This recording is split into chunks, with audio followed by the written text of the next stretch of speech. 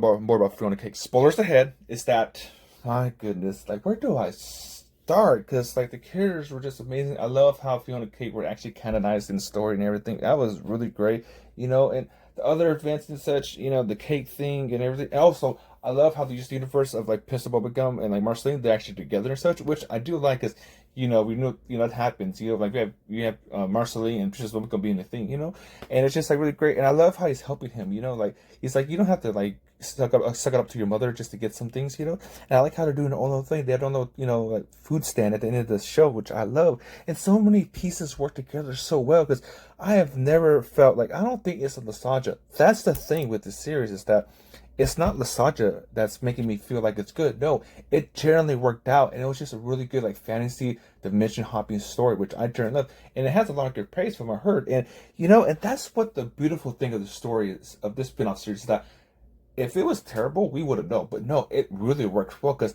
we get it. Adventure Time has been around for many, many, many years, but it works in everything. The writing is just solid. And I understand some people might find some default faults with it, but no, it's just really pretty and great. And I just love how the story mattered. And we got to have a really good spin off for Adventure Time because it can go in so many different directions. And this direction works so well because I personally just liked it, and just there was so much happening and so many things, like so many Easter eggs and everything. And this is just me ranting, but it's also like it really worked in my opinion. The way they directed it, the way they wrote the story, is that they're just trying to find it. They're trying not to get erased and everything. They're just trying to find it when he canonized it. I love how Prismo was the one that's actually doing it. He was the goat. He made things possible, which I love.